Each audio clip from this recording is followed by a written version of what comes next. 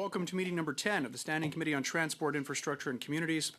Pursuant to Standing Order 1082 and the motion adopted by the committee on Thursday, September 18, 2025, the committee is resuming its study on the changing landscape of truck drivers in Canada.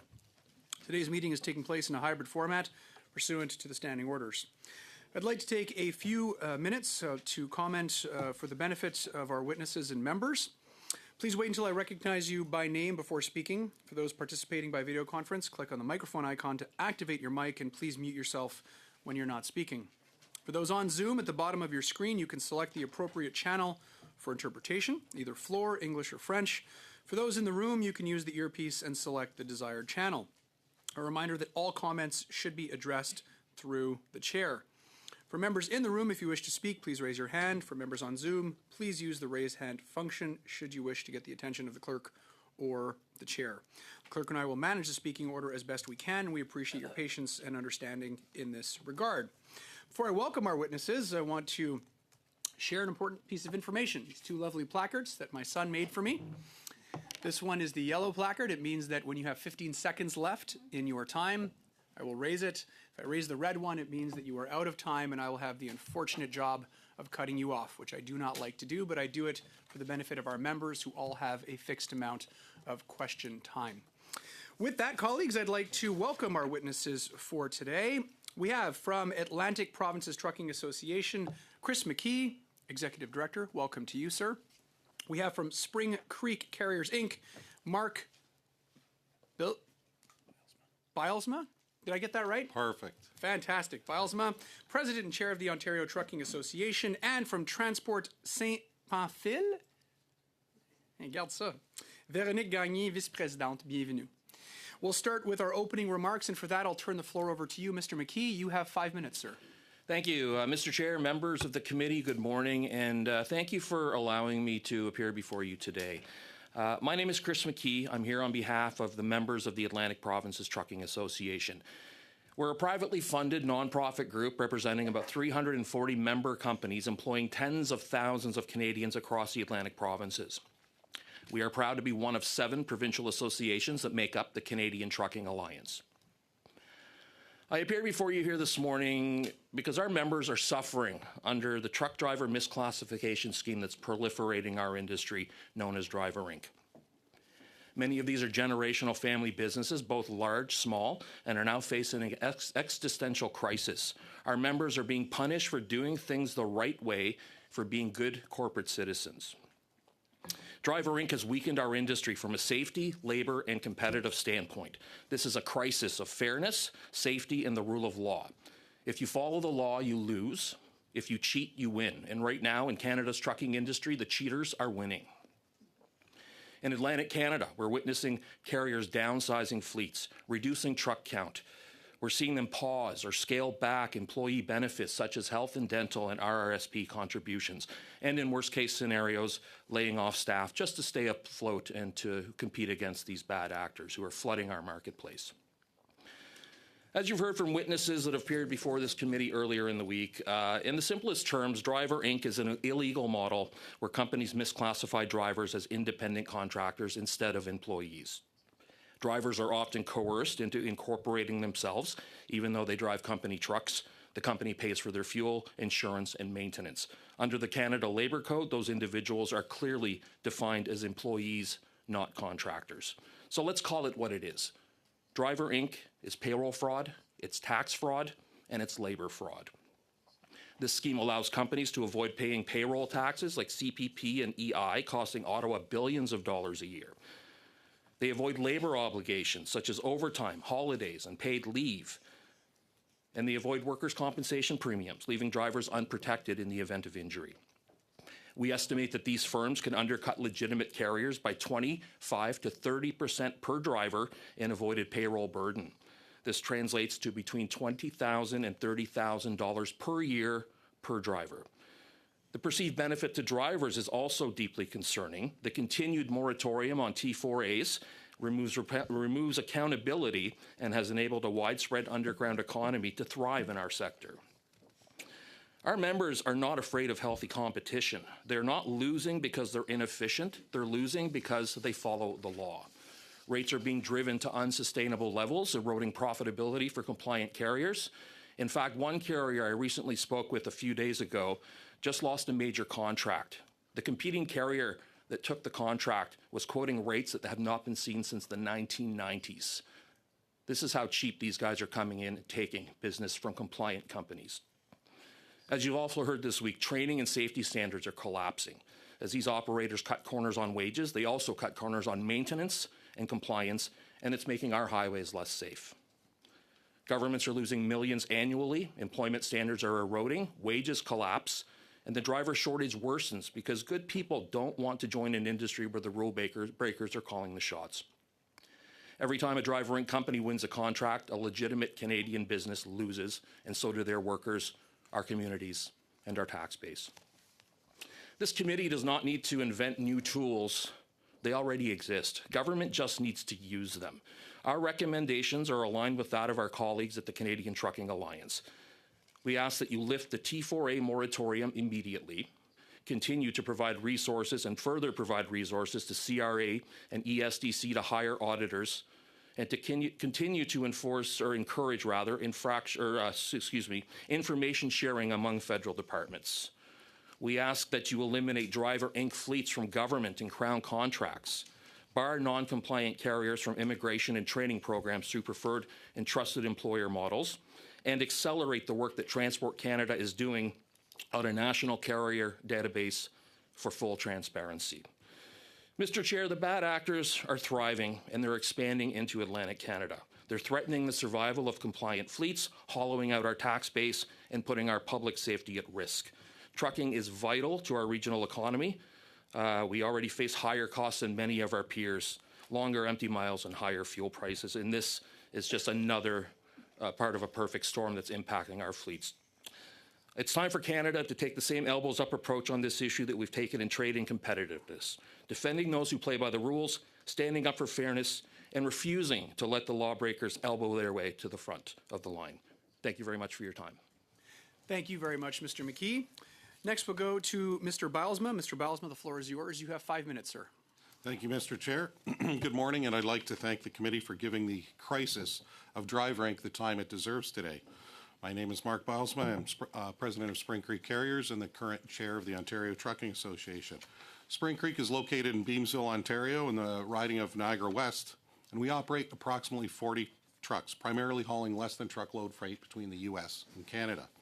We're a first-generation family business, and we're celebrating 30 years of business this year. And it is sad to say we will not be a second-generation family business. Like many of our colleagues, many other family trucking companies, we've told our kids to go find a career in a different industry. Because unlike 30 years ago, there's no future for trucking in Canada. The sole reason for this last statement is summarized by these two words: Driver Inc.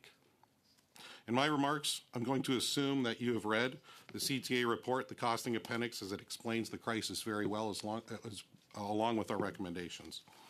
As an owner, I've done the math. As a relatively small carrier, if I utilize the illegal Driver Inc. model just for tax purposes, not including the additional shortcuts and scams the CTA has summarized in their report, we would conservatively save $1.5 million per year in payroll taxes and employee benefits like vacation, overtime, and sick days.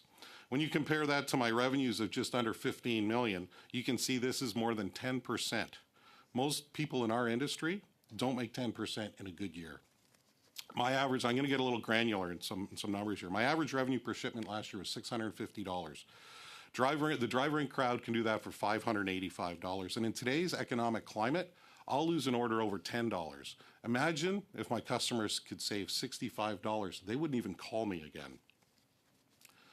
This isn't about the Driver Inc. crowd being smarter or more efficient.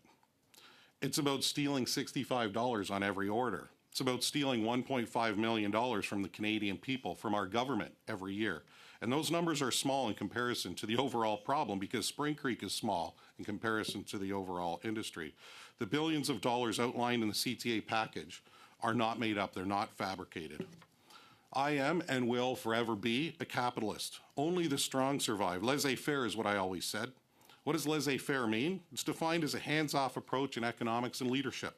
advocating for minimal government intervention or supervision to allow individuals and markets to operate freely.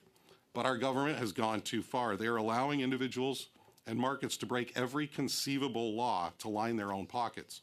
Tax evasion, labor and immigration abuse, crime and corruption, and the list goes on. As a member company of the CTA and the OTA, Spring Creek believes in employee rights and employee standards, and we believe in an environment of fair competition where everyone plays by the same rules. I want to stress these are not rules our associations or myself have made up. These are rules set out by our government. This committee needs to recommend ways to stop those that don't believe these things and restore law and order to our industry. This is the tip of the iceberg. We are in a crisis, and if nothing is done today, this lawlessness will decimate our industry, and this contagious disease will spread out of control throughout all sectors. And our government, I would say, is complicit in this. By not doing anything, by not enforcing your own legislation, you've been saying and are continuing to say, Drive Rink is okay, it's acceptable to break the laws of our land. If the government doesn't do anything, my company will fail. If we fail, it's not because we weren't efficient. It's not because we were lazy or didn't work hard. On the contrary, we've been forced to be extremely efficient just to survive to see today. Our business was built on abiding by the laws of the land, honesty and accountability. This is what our nation was built on. But this new culture of corruption that is being allowed to proliferate within our industry is what my business and this country will die from. We need the federal government to get in the game, protect employee rights, help the provinces and the federal government, for that matter, collect their fair share of income tax, employee health tax, payroll taxes, etc., follow the recommendations by the CTA report, and rid our industry of the lawlessness that has taken it over. Thank you very much. Bylsma. Prochainement, nous avons Madame Gagnon. Now we have Madame Gagnon. You have the floor. You have 5 minutes. Thank you, Mr. Chairman. My name is Véronique Gagnon, and I am the co-owner of Transport Saint-Pamphile. It is a business. It has been in the flatbed transport business since 1948. We are the third generation in this company. Being a truck driver is not just a career choice. It's a vocation. It's a way of life. For some time now, illegal drivers have been appearing on our roads, creating real chaos, both in terms of road safety and in our trucking industry, which is trucking. While the prices of trucks and trailers are skyrocketing and insurance, parts, tires, and labor have all increased, we are being overtaken by these individuals who are undermining us. Ridiculous rates are evidence of their lack of understanding of operating costs, and their actions bring shame to our profession, which should be practiced with the utmost professionalism and a huge sense of belonging. A professional driver anticipates and plans for what is coming, and his skills allow him to avoid the worst every day. These people have neither knowledge nor respect for those with whom they share the road. We get clipped in truck stops without ever being compensated for the damage caused. When they can, they take advantage of our stop at the gas pump to steal our fuel. They don't know how their trucks work. An example, one of my drivers had to open the hood of his truck at customs because he didn't know how to do it, how to open the hood of his own truck. And so my driver had to help him so he could get through customs. Mr. Chairman, opening the hood is a mandatory step every morning during the pre-departure inspection before hitting the road.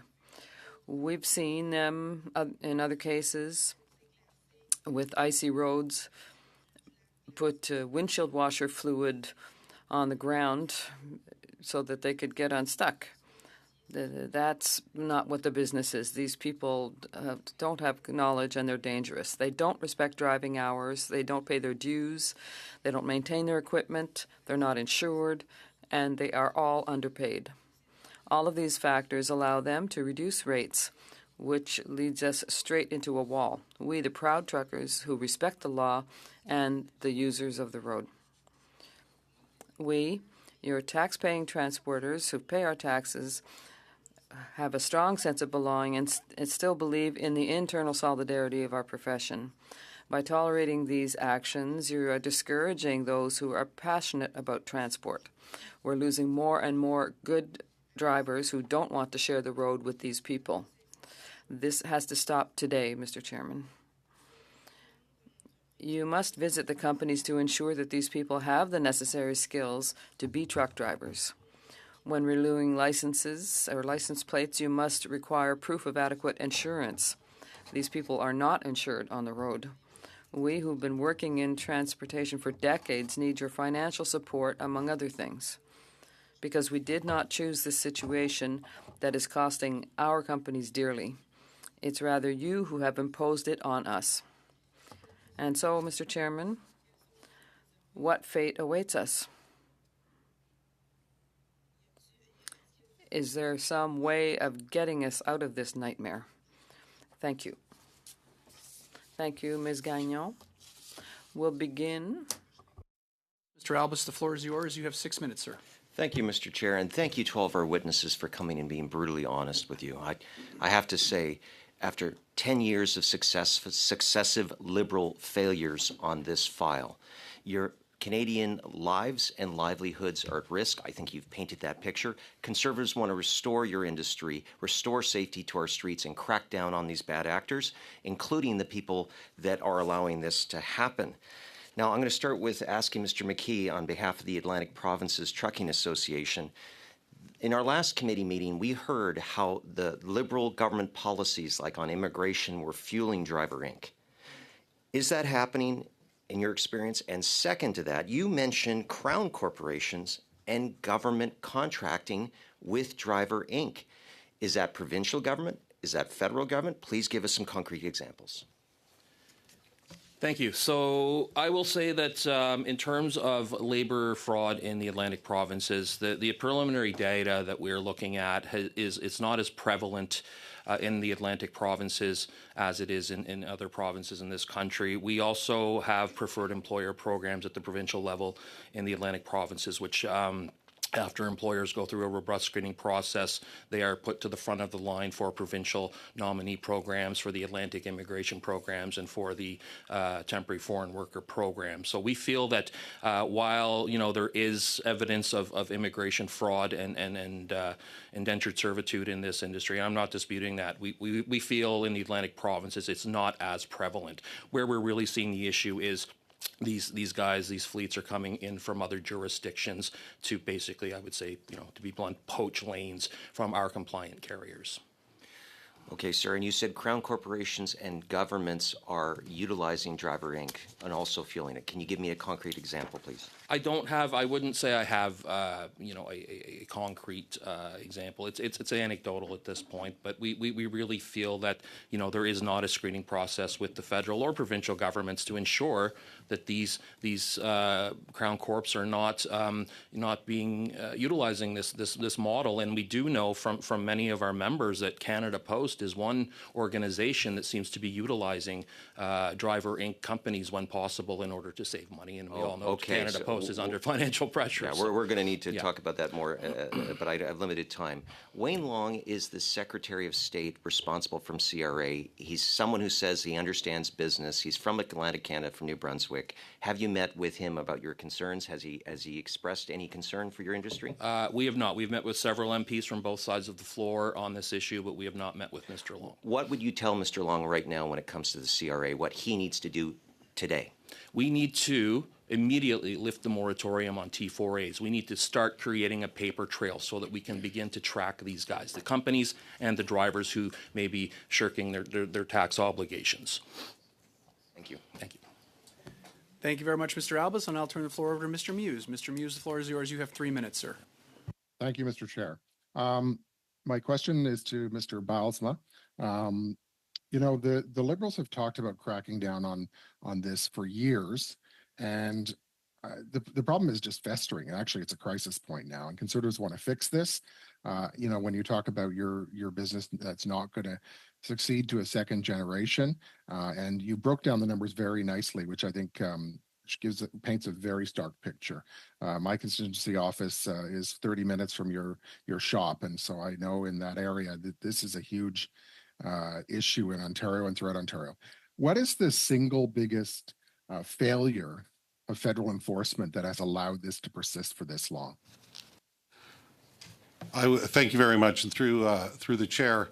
The biggest thing that would impact my presentation was mostly about the numbers. So I think the biggest thing the federal government can do is through the CRA, and as my colleague to my left said, is lift the moratorium on the T4As. What we need to do is start allowing a paper trail to occur so the government can find the bad actors. And it's not a matter of spending more money as a government, because the billions of dollars that will be collected by hiring the necessary staff to go track these people down and enforce it would pay for itself and then some. There'd be a significant return on investment for the government to go after that direction. So would you say this isn't a problem of, a solution? You've mentioned one very obvious one, and there are others, and I know there were others in the CTA report as well, and the OTA has been advocating. So is this a problem of political will? Is it bureaucratic inertia, or is it simply the government doesn't understand your industry? I mean, you painted a picture of the economics of it. I believe, and this is my personal opinion, it's a matter of a lack of political will. We've been chasing this up the chain for probably a decade. This started in 2011 when they put the moratorium on T4As, and it's gotten out of control. Some crafty lawyers and accountants have figured out ways to work around some of the rules around PSBs and that type of a thing to create this lawless portion of our industry. So it's as your colleague said, fraud. Correct. Absolute fraud. Thank you very much. Thank you very much, Mr. Muse. Next, we'll go to Mr. Kellaway. Mr. Kellaway, the floor is yours. You have 6 minutes, sir. Thank you, Mr. Chair, and thanks to the witnesses today and the previous witnesses on Tuesday. This is an important study, and I'm glad that it's being brought here in this form. Most of my questions will be directed towards Mr. McKee, but I wanted to get a sense from just all three of you on a particular question. If the move by Harper to deregulate the industry in 2011, in hindsight, was a good idea, yes or no? We start with Mr. Bosma, McKee. Deregulation is fine. Like I said in my presentation, I'm a capitalist. Yeah. I have no problem with deregulation. The only problem I have with is that there's legislation, and I'm part socialist. Like I know we have bills to pay. As a government, you have bills to pay. Yeah. But we need to collect evenly and equally from everybody, so that I'm paying CPP, EI, WSIB, employer health tax, et cetera, so that I'm paying my drivers for 10 sick days, 3 personal days, bereavement pay, overtime, and all of those things. Yep. But they should be as well, not just billing them as contractors and not paying any of those employee rates. So that's somewhere in the middle. Yes, no? So what do you mean? Was it a good idea to deregulate? Absolutely, the industry? it's a great idea. I'm capitalist, but I still believe that we should all kind pay of our fair socialist. share. We should all pay our fair share, right?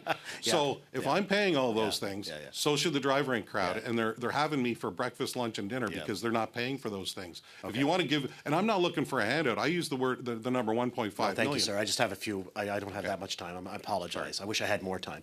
Mr. McKee, was it a good idea? Yeah, I echo the comments of my colleague. Again, as I said in my statement, our carriers are not losing because they're inefficient. They welcome healthy competition. We just want a level playing field. Yep. We want the laws that are in place enforced. Right. That's it. Right. And Ms. Gagnon? Ms. Gagnon? Oui, la même chose que mes collègues ont dit. The same thing that my colleague said. I think that it's a good idea. I think everything's been said. Last session and now in this session, I think what we're learning is that there's definitive roles for industry. The provincial governments have major roles. And so, as you said, you put forward some recommendations in terms of Revenue Canada, which was brought up in the last meeting. So I want to go back to Mr. McKee, just in a news release on your website. It says the provinces and territories have a key role to play in the oversight of the industry, and it can't come fast enough. So what role do they play, and how can they address this issue in terms of the provincial government? Because I appreciate we're here, it's a federal committee. You're talking about the existing rules that need to be tightened considerably, in particular in the CRA. But there's a whole other realm in terms of the provincial governments and their responsibility. Case in point, we heard in the last meeting with respect to training that individuals are getting 2 days of training and then being put on a transfer truck. How that happens in any provincial regime is astonishing to me. So I'm wondering if you could speak to the provincial side of things, and you can dovetail it into the federal side of things if you like. Yeah, sure. Thank you. So I would say that, from a provincial perspective, and we're having some measures of success with some of our provinces out east. So when it comes to truck driver training, there's the training site of the oversight of the training schools in each province. There has to be a solid system in place to ensure outcomes are good outcomes. We require our provinces, whether it be the enforcement people or our National Safety Code auditors through the CCMTA, to work closely with law enforcement and with the SDC auditors to conduct more roadside blitzes and to really focus on roadside enforcement of this issue, because I think that's how we're going to catch a lot of these guys. Okay. And we heard from some of the witnesses on Tuesday that the Quebec government is not doing enough to enforce laws and ensure proper training and cracking down on the issue. So do the actions in Quebec or inactions in Quebec impact safety in Atlantic Canada? I don't want to speak for my colleagues in Quebec, and I'm really not, I guess, well versed enough on what is not being done in Quebec to point a finger. But I will say that any inactions, whether it be in Quebec or in Ontario, are certainly impacting the safety standards on New Brunswick and Nova Scotia and Newfoundland highways. Absolutely, 100%. And I ask, and maybe we can go to Ms. Gagnon in a second, I ask because everything is interconnected. So when we heard testimony about some of the stories, Ms. Gagnon, that were previous witnesses brought up in terms of training and development and safety in Quebec, for Quebecers alone, that's got to be terrifying. In terms of the people that drive the trucks, and also the people that are on the roads, that are have in their mind that the individual behind that wheel has the requisite hours in, has the training in. So I'm wondering if you can speak to that in terms of the anxiety that you face in your industry, but also the people on the roads in your province. Oui, Yes, clearly, it's very stressing for us to share the road with those people. We're talking even about our own employees because, as I was saying in my speech a bit earlier, you have to learn about the roads, and they probably haven't done so. They're there to do a job, and it seems as though they just found them a job, but it's a vocation, as I said earlier. Most truckers have that embedded in themselves from a very young age, and they grow up with the desire to respect others on the road, and now we find ourselves with people who don't respect the laws. They have vehicles that are not maintained, that often cause accidents, or they break down, and they don't understand what the road signs say either. Thank you, Ms. Gagnon. I'm sorry, there's no more time. I'll now give the floor to Mr. Barsalou Duval. 6 minutes. Thank you, Mr. Chairman, and thank you, our witnesses, for being here today. This is a really important study. There are people dying on the roads and people who are working honestly in these jobs, and it's very sad to see this, to see that there's no action on behalf of the government. They just need to enforce the laws.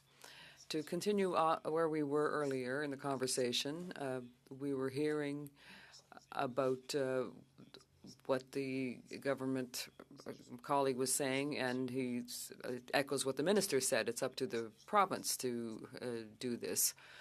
And that's a bit what my Liberal colleagues are trying to put forward for the moment, to say that it's Quebec's fault. So perhaps a question for Ms. Gagnon. Most of these bad drivers, do they come from Quebec? No. No, most of these drivers come from Ontario. Thank you very much, Madame Gagnon. Well, at least the ones we see. Okay, well, it's not to blame Ontario, but I think it's a fact. Another question that I would have for all three of you, because you come from three different regions. Ms. Gagnon comes from Quebec, Mr. McKee's from the Atlantic, and Mr. Bosma from Ontario. If I understand your testimony, you've all three seen the same difficulty with these drivers on the road. Ms. Gagnon? Mr. McKee? Safety standards decline on our region's highways. I echo the comments of my colleague that our own drivers are fearful of their lives a lot of days now when they go on the road. Our preliminary data shows that from our roadside enforcement blitzes and from our looking at immigration programs and potential fraud that a majority of these companies are not domiciled in the Atlantic provinces. They are usually domiciled in Ontario, as my colleague stated. But again, where it impacts our carriers and our region is them coming and doing business in our region. So it's still a problem for us, even though they are not necessarily base-plated in our provinces. Monsieur Bilsma? Mr. Bosma, do you have something to say on the subject? You are from Ontario, so do you want to answer this more directly? Very much through the chair. I would say it's going to be a joint effort between all the jurisdictions and the feds. In my opinion, this started with tax evasion, and it's grown from there, from one thing to the next thing to the next thing. So once this group of business leaders decided that we know how to evade taxes, then they started figuring out ways to cheat training, to cheat labor laws, to cheat immigration. So it's just something that, I don't know, I'm a Dutchman, so let's talk about dikes. The more holes of the dikes you fill, they drill new ones. So it's just getting worse and worse and worse. But Ontario, they've got a good start going. And I would say Ontario is doing things like the WSIB carrier audit has resulted in $6.8 million in assessments. The MTO, the WSIB, and the ESDC have had joint enforcement at the Whitby scale in Ontario. And one of the findings is 65% of the drivers that were pulled over were driver inc. The WSIB sends targeted letters to new startups. There's intelligence sharing between the WSIB, the Ministry of Transport of Ontario, and the Minister of Finance, but the CRA doesn't want to jump in the same sandbox and share that information. And then, of course, there's Operation Deterrence that Ontario put into place just at the beginning of this year, where they've had 48,000 commercial vehicle inspections, and they're on pace to complete well over 100,000 in 2025. Is that everything that can possibly be done? It's a good start. But like I said in my notes, we all have to get on this, get in the game together, and work together to eliminate this before they come up with new schemes and scams. Merci à vous trois. Pour continuer là-dessus, Thank you to all three of you, and to carry on in the same vein. I'm not a constitutional expert, but interprovincial transport is under federal jurisdiction. The CRA, which collects taxes, is federal. And ESDC, which is in charge of the misclassification of people who would have been classified as contractors rather than employees. There's the temporary foreign workers. All of these are the federal government's responsibility. And certifications for health and safety, once again, is a federal jurisdiction. And these ERDs, or electronic recording devices, are also of federal jurisdiction. I think you all agree with that. I just wanted to emphasize this because I think there's a tendency on the part of the government to send it down the line to the provinces. But I think there are many components that the federal government can act on. I'd like to know, regarding what I've raised here, you've put a great deal of emphasis on tax fraud. Are there other things under those federal entities that I emphasized that might be able to take direct action that's necessary? I think that, yes, there are things that could be done that are necessary, directly dealing with the businesses. When I talked about the situation with some MPs in my area, there was a lot of emphasis on sending this over to the inspectors. And I think the federal government really should visit the businesses to ask the proper questions and to put an end to this before these people even get on the road and get behind the wheel. I think that's what's important to do here. And I mentioned it as well. When you are renewing truckers' plates, why not require some documents proving that they have insurance when you're plating that truck? That would be more at a provincial level. Thank you, Ms. Gagnon. Now we have Mr. Groslo. You have 5 minutes. Thank you, Mr. Chairman, and dear colleagues and our guests here today. Mr. Chairman, I'd like to remind my Liberal colleague the Harper government made a mistake in 2011, and Quebec also made the mistake. They've been in power for 10 years, so this is incredible. There are lives in danger, and so I think we need to get serious about this. Ms. Gagnon, good morning. For the Conservative Party, helping our small businesses is important. Your business is 70 years old, I believe you said. So Driver Inc., what are the financial impacts of safety that you see in your business at Saint-Pamphile? Well, the financial impacts are major. They're significant. What we see in the industries is, first of all, the industry or the economy is not going well, and people have no choice but to turn to these people because they also have less money. So they're taking these carriers who are cheaper, and in terms of the price, they charge less. So we find ourselves without work. Those people arrive in our factories, and they don't have the proper equipment for safety in terms of loading. For example, they don't have the proper boots, they don't have the right hats, and there's a cost to that for us. All of that safety level that we have to keep up, they don't, quite simply. So for us, we're parked while they drive under our noses and they take work away from us. So we find ourselves with drivers who are challenging or rethinking their desire to be truck drivers, because now we don't just have the same kind of work that we did. We can't give them full work weeks. And vehicles are more and more expensive, and so we're parking these expensive trucks while these other people are transporting our goods with units that cost them less, clearly, than what we're able to put on the road.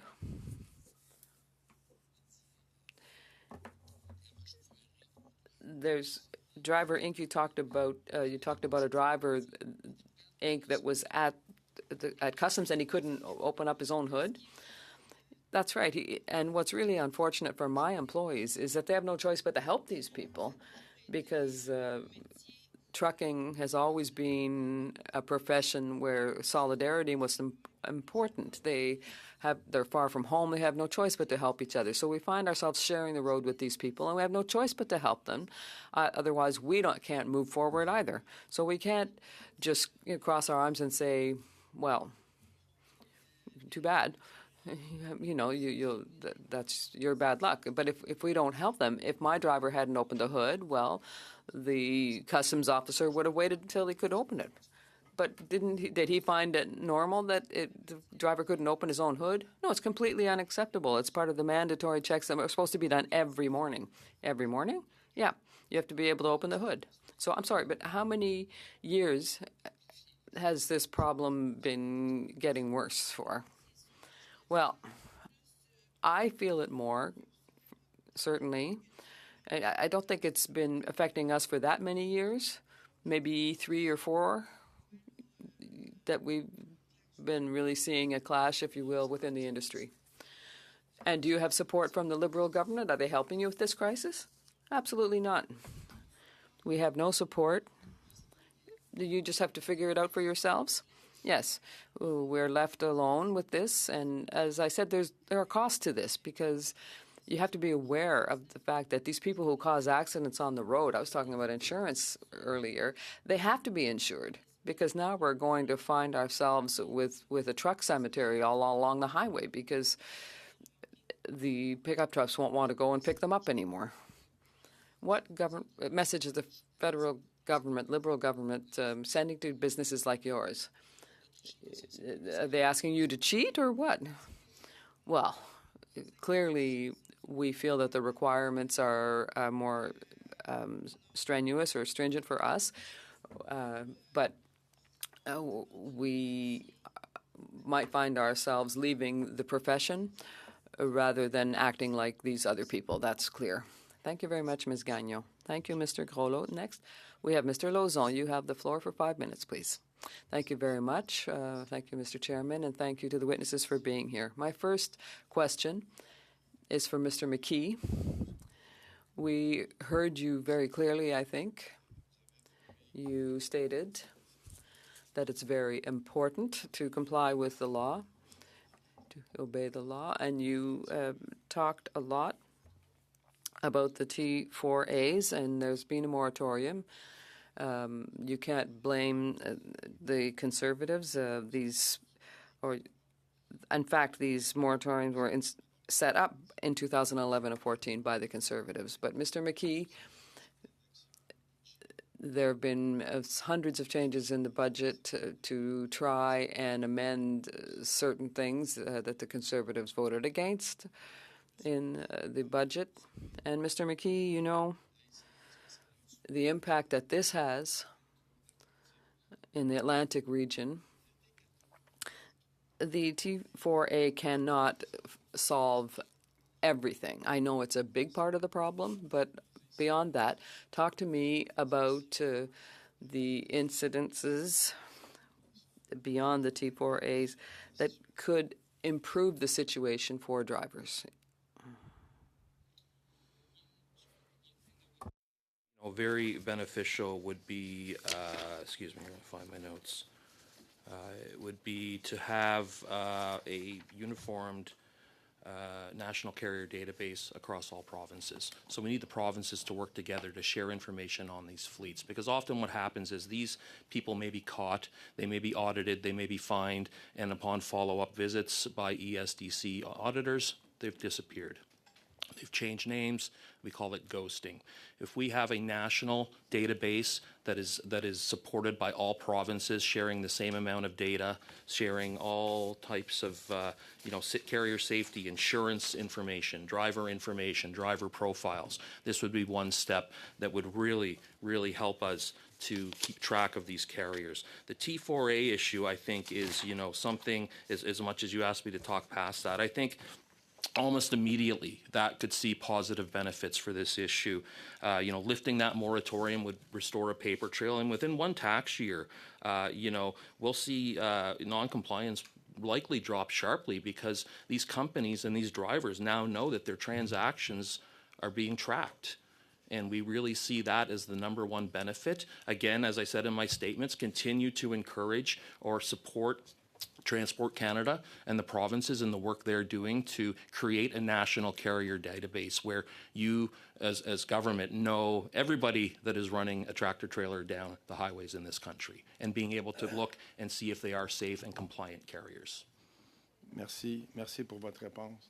Thank you for that answer. The next question will be for Mr. Bosma. You know, your company is one you care about.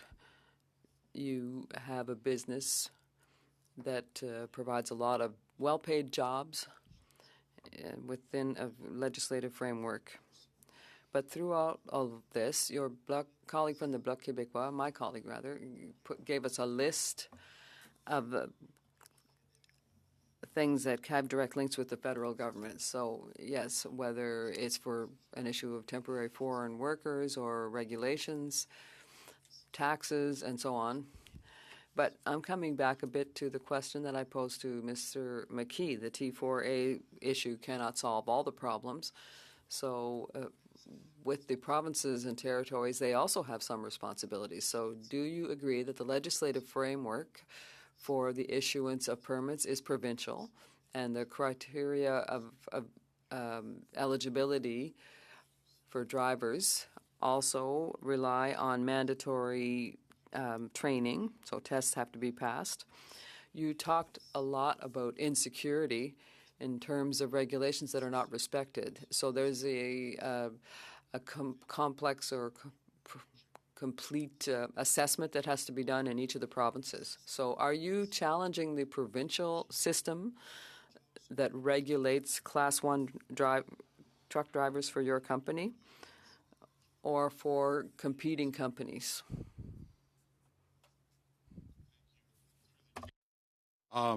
Yes, I agree. It needs to be both. So I'm the chair of the Ontario Trucking Association, and so we lobby Queen's Park, and we're constantly working on. I think I gave you the 5 bullets that Queen's Park is working on through its different ministries, but it's got to be a collaborative approach.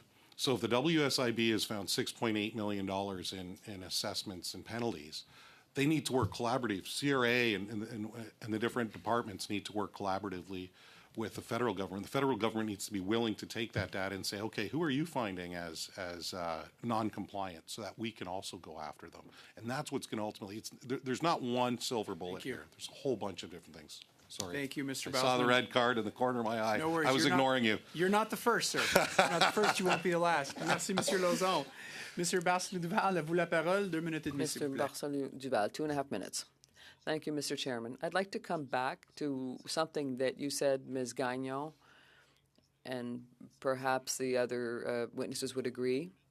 A year or two in this committee, we did an issue on the labor shortage in the transport industry, and it came out that there was a shortage in the trucking industry. And we heard a lot about that. So you shared with us that it's becoming difficult for you to keep your staff. And I heard it from other carriers as well. Do you have the impression that government inaction in terms of this Driver Inc. issue will worsen the labor shortfall that you're experiencing now? What will be the result of this over the long term? Yes, it's going to worsen. That is clear. And it will because, as I said to you earlier, the people who are proud of their profession or passionate about it are discouraged, and they're looking to do something else. These are people who would deserve salary raises that we're not able to offer them currently because we have these illegal drivers bothering us, and we can't offer a better quality of life and better working conditions to our employees. So the final result, when the government decides to take all these people off the road, I think that the labor shortage will be worse. So the longer we wait, the worse it will be, because the good ones, the passionate ones, are going to quit their jobs, and that's where we're headed at the moment. Could we reach a point where there's only these people, these illegal, dangerous drivers, and there won't be any standardized people? That's my fear. I think that the proud people like us, we're completely discouraged. We have no resources. We have no support. We have the impression that our business model is what it is now. It's their model that's going to take over. That's out of the question. We'll quit before we work like them. So you're saying that the illegal drivers are becoming the norm? Well, it's unfortunate to say so, but that's what we understand from all of this. I don't know. They're taking our place. So I'm sorry. Thank you, Mr. Barcelou-Duval. Thank you, Mr. Chair. Thank you to all the witnesses this morning that have brought testimony forward. I'd like to start with Mr. Bilesma. Is that okay, sir? All right, thank you.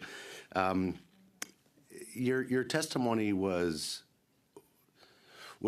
excellent and heartbreaking. I heard the story about it not going to be a generational business. And although conservatives will always want our highways safe, I come from a generational business, and there's nothing more heartbreaking than when a leader says that. So I just needed to make that statement. You said, sir, oh, and by the way, thank you for being the chair of the Ontario Transportation. You actually represent Morris Transportation as well as Wolverine Transportation, back down from my riding. You said in your testimony, sir, or one of the answers, that you've been chasing up the chain for likely a decade. And a decade, ironically, is 10 years of the Liberals being in power. My question for you is, the association, have you met with the ministers? Have you met with government officials? Have they reached out to you? And if so, what have they said? Absolutely. I would say the Ontario Trucking Association and the Canadian Trucking Alliance have great relationships with all levels of government, and right from the Ministry of Transportation and Finance and everyone else. They've all been made aware of this over the last 10 years. There's no one of substance that actually can do something about it that doesn't know about it. To get it granular and exactly who knows what, you'd have to ask our staff who's at the back of the room if you want to talk to them after this dialogue. Okay, so everybody's made aware of it, but no action has been done. Correct. We're starting, like I mentioned, the 5 things in Ontario. That there's a lot more going on than that, but those are the most, I would say, effective things that we're seeing the greatest results from. And so that's why I just wanted to list that, because there needs to be more done, but I think it needs to be in collaboration with both the federal and every provincial level. Okay, thank you.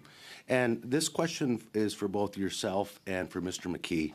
So is there a certain sector of bad actors? Meaning, is there a certain consumable that is shipped in a certain sector that there's more bad actors in than others? My thought process is, we hear yesterday that Donald Trump is saying now we're going to take a whole bunch of your auto away from you. And so that's a whole bunch of transport jobs that aren't going to be happening when every part that for every car goes back and forth across the busiest international border crossing 7 times. So that's a whole bunch of jobs that will be lost.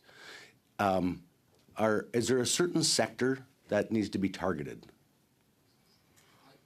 If I may, I can speak to that very quickly. So anecdotally, for my members, we notice it, they're most heavily impacted. It would be what we would call general freight or dry van. So your dry 53-foot trailer and refrigerated. So we're not seeing a proliferation of these companies so much in the heavy and oversized sector of our industry and the more complex loads. We're seeing it with the general freight, I don't want to throw out names because I don't want to paint someone with a brush wrongly, but grocery suppliers or what have you that are transporting loads from Ontario to Atlantic Canada and vice versa. We're seeing a little bit of it infiltrate the ports as well. We service major ports in Atlantic Canada, but for the most part, I would say it is the dry van and the refrigerated sectors who are suffering the most. And my colleagues may disagree in their own experience. Mr. Bilesma? Yes. As far as you mentioning folks like Wolverine and Morris, I think On Freight is down there as well. When I speak to those colleagues, they feel like there's a lot of this misclassification and abuse going on in the automotive sector. I play in the general freight markets. It's less than truckload. I'll move furniture. I'll move nuts and bolts. I'll move kitchen cabinetry or whatever. So it's always something different. But we do see that as well in the general freight market as well. So I would say dry van. Some of our colleagues that are into more specialized tanker and oversized, they're starting to see it a little bit, but not to the degree that it is in the dry van. Thank you very much, gentlemen. And thank you, Mr. Lewis. And finally, for this round, we'll go to Ms. Wien. Ms. Wien, the floor is yours. You have 5 minutes, please. Thank you, Mr. Chair. Thank you very much to the witnesses for being here this morning. C'était tellement informant d'avoir vos remarques. It's so important to hear your comments. you'd mentioned, Mr. Basma, about some of the work that had been done. So you mentioned some of the data in the audits and pieces, and noted that ESDC was involved in that. So it sounds like there are some really positive steps that are coming. So early days. Could you talk a little bit more about whether or not those are positive steps? Where else you'd like to see more of the federal role stepping in there? Yes, those are definitely positive steps to see them working jointly at the scale and identifying carriers and drivers who are circumventing all the laws of the land. I think ramping that up significantly would help. And again, just working between the federal and provincial jurisdictions and having that collaboration, I think that's where we really need to see. Well, first of all, the CRA, like I said earlier, it's a return on investment. We're not asking you guys to spend any more money than you're going to bring in billions, right? So I don't think we need to look at this, we have to go we're just asking you to enforce your own rules. And by the way, there's some really low-hanging fruit that will more than pay for it. Thank you. And this idea of a kind of shared database where we could better track and coordinate bad actors or all the companies. I understand that there is a provincial database with that does exist where some of that data is collected. Is that correct, Mr. McKee? That is correct. Each province has its, let's say, its own iteration, and with some still using Excel spreadsheets. Okay. Right. So really, what we're looking for is a national carrier database that would track safety information, tax information, labor compliance indicators, so WCB data. If we see, gross noncompliance within a certain company for not, paying WCB for their workers, we know there's a problem. That allows the auditors at ESDC to further pursue. Again, I just echo the comments that this is a joint effort between the federal government and the provinces. But at the end of the day, the rules in place to help enforce this lie within the federal government. So, would you welcome or recommend kind of a larger role for the federal government in terms of collaboration and a more robust database?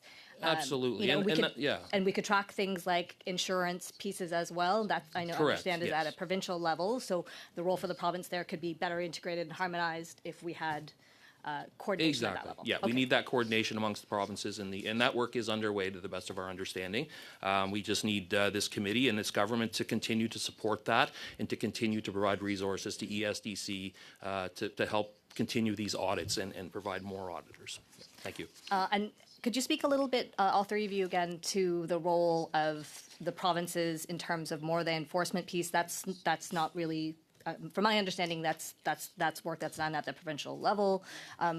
What about resourcing for that, and what could that look like to be improved?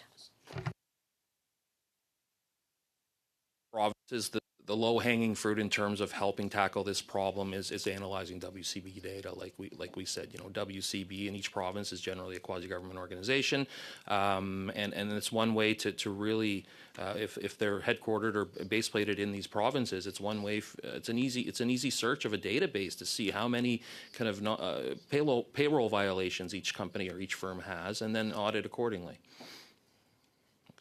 So, thank you through the chair. Just seeing so I'm going to speak on behalf of Ontario. There's a great deal of efforts being made at the Ministry of Transport, Ministry of Finance, and as I said before, we need to see that ramp up.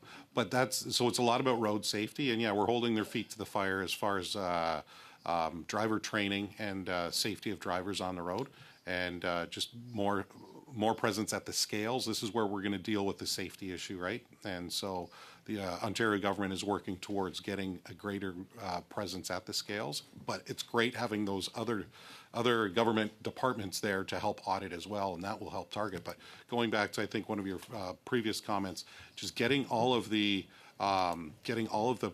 departments to work collaboratively, but taking action, not just a database where we can all say, oh, look, we have this wonderful database, but actually putting the resources in place where we can take action against these criminals, basically. Thank you. Tax evaders. Thank you very much, Ms. Wien, and thank you, Mr. Balsma, Mr. McKee, and Madame Gagnon. Merci pour votre Monsieur le présence ici Président, j'ai aujourd'hui. un appel au Thank you very règlement. much. Point of order, Mr. Chairman. I want to be sure. I don't want to accuse anyone of anything, but I'd just like to know if the use of telephones to take photos during the meeting is allowed. No, it is not. I had sent that message to everyone. I thank you, Mr. Barsalou Duval. Adherents here today and for their testimony on this very important study. We look forward to sharing the results of the study with you when it's completed. Wish you safe travels home. Colleagues, we're going to suspend for 2 minutes to allow for a transition to our second round of witnesses. This meeting is suspended.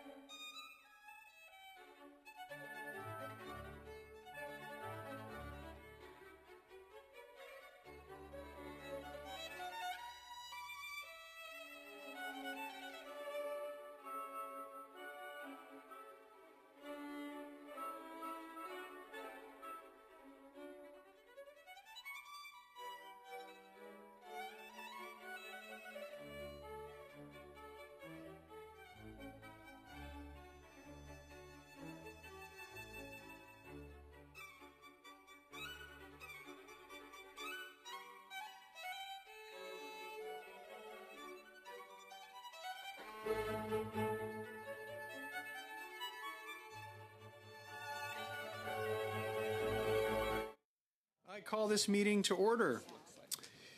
Before we move forward, I'd like to make a few comments for the benefit of our second round of witnesses. First of all, welcome to you all. First, please wait until I recognize you by name before speaking. For those participating by video conference, click on the microphone icon to activate your mic, and please mute yourself when you are not speaking. For those on Zoom, at the bottom of your screen, you can select the appropriate channel for interpretation, either floor, English, or French.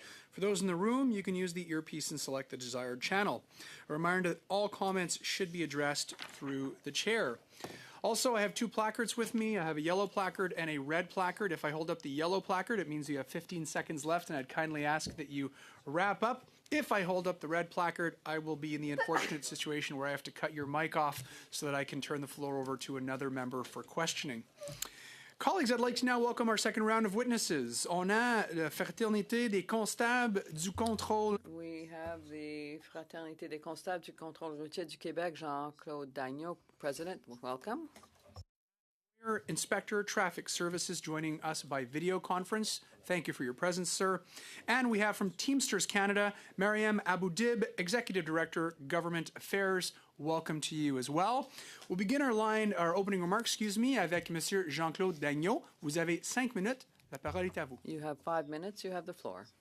Thank you, Mr. Chairman and MPs. I would like to explain that the Highway Patrol officers is the equivalent of transport police in Quebec. We do about 100,000 interceptions of trucks per year, and Driver Inc. is undermining the industry currently in two ways. Economically, which I'm not going to talk to you about because that's not my specialty. It's not part of the heart of our functions. But road safety, and for users of the road, we are in the thick of that. And as patrol officers, we enforce all of these rules and regulations. And the hours of behind the wheel for these drivers is part of our presentation today.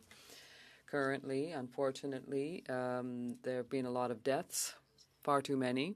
We've seen that our work in connection with regulation on the number of hours for drivers has a lot of loopholes, and it's very easy for people to get around them and to defraud the system. A few years ago, there were things put in place. We called it the logbook. It's it was a paper one, but it's electronic now. But even my members say that it was easier to catch fraudsters with the paper version because there are keys that are associated with this, electronic keys, that we don't have controls on, and companies can easily use these. So in our brief, we make 6 recommendations, and there are 4 that are in connection with the hours. You have to understand that the federal regulations were then adopted by all the provinces. So we can't start saying to each province to adopt its own regulations. It'll become a nightmare because let's say there were 13 hours in one province, which includes work, and then say the province of Ontario decides to say 16 hours and another province says 15, it'll be unmanageable for companies. And that's why at the base, the federal government has a very important responsibility because the provinces will follow suit. In Quebec, it's almost a copy and paste copy of the federal regulations. I have other recommendations that are not directly in line with the first issue. Insurances, for example. Across the country, we've never been allowed or able to check on the insurances. They have a certificate, and do we know if it's good or not? There's no way to check. And when we try to call the insurance companies, well, then they say, oh, no, that's a privacy issue, can't tell you. So you'll understand that in transportation, when I intercept a truck and that's plated in Alberta and the semi is plated in BC, well, we can't use provincial legislation to do anything about that. And obviously, there's no national register for safety and security. Every province manages it in its own way. It's not all of the same management that's done, and companies who defraud the system, well, when it doesn't go well in one province, they just move to another and they start up again. So it's like they get married 3 or 4 times and everything's fine. So that's a bit of what's going on currently. Clearly, there are many issues with Driver Inc. What we're proposing won't solve everything, but changing one regulation is something that's quick enough, and it can send a very clear message to the industry about the illegality of not being in compliance. So I would say in the regulations on driver hours currently, and it's not just me here, it's all enforcement agents in Canada, we have no way of checking if what has been put into the electronic record is correct or not. The companies that are legal, that have a payroll system, I can compare the two.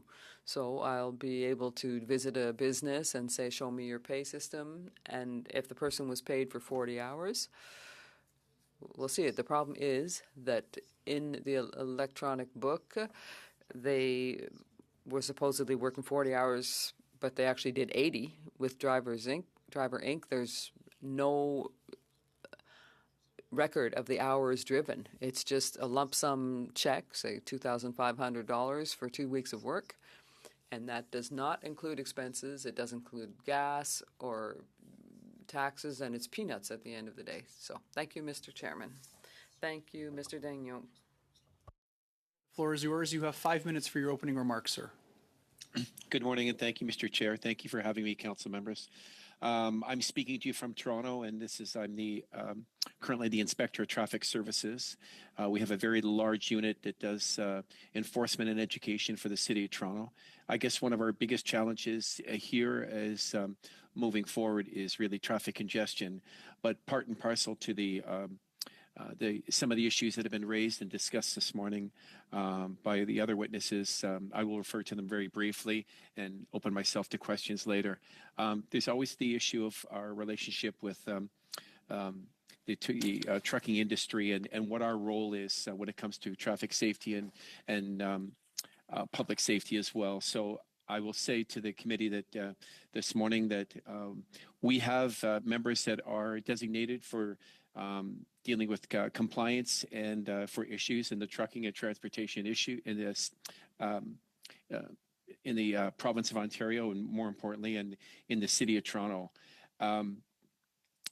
We have one of the challenges that we have had is regarding training, and I want the committee to know first and foremost that our officers, a very limited number of officers, are actually properly trained to do CVSA compliance and hold people to a standard. That represents a challenge for us every day. Vehicles and trucks that are moving into the city, we are often doing what they call level 1 and level 2 compliance checks. And this raises a challenge for our members as well, because officer safety is paramount. Finding someone and some place to stop an 18-wheeler coming through the City of Toronto when traffic congestion is such a plan is also a great challenge to public safety and officer safety. So we are often required to use things such as malls just to hold people to deal with the compliance issues there. You know, I've heard a term used by the witnesses this morning and previously, bad actors. Well, you know, bad actors is what keeps me in business and keeps us in business. And yes, we do run across them. So I'll just highlight a couple of the challenges we've had with the trucking industry. One is that the Ministry of the Attorney General has, we've had a sort of a hot and cold relationship simply because the number of charges we've laid are not always dealt with according to what we believe sets the proper message both to drivers and to trucking companies.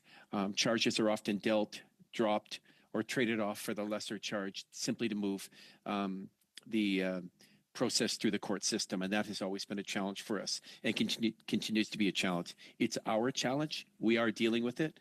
We are having good conversations, but we still, as one of the previous witnesses has said, we still have a ways to go. the enforcement, the squad that the office that I overlook here in Toronto deals with enforcement, the investigative. We have a motor squad, a recon office, and the CVSA. We are multifaceted in terms of our approach. And I know one of the questions that was asked of me previous to this was really talking about my relationship with the Highway Traffic Act and other police services in Ontario. So we have the OACP meeting, which is a committee, which is the Ontario Association Chiefs of Police. I am part of the traffic committee. We have a great sort of working relationship with other police services in Ontario. However, to suggest that our priorities are always aligned is not necessarily accurate. When you're policing a city as congested with 4 million people and a losing hockey team, it's very difficult to keep people focused about compliance, about some of the issues regarding simply the rules of the road, really. And we don't deal with as much the big trucks, because if they're coming through our city, they're coming along the 401. If they're stopping, we deal with them. If they pass by, they move right across the province and on to the next province. So that's the limited amount of interactions that we have. For those that do come through the city, we most certainly try to stop and engage as many as possible. And I've often said that it doesn't necessarily require you to have a ticket in your hand when you're leaving. Sometimes a good conversation can also be as impactful. According to the standards set out by the province, we do one of many level 1 and level 2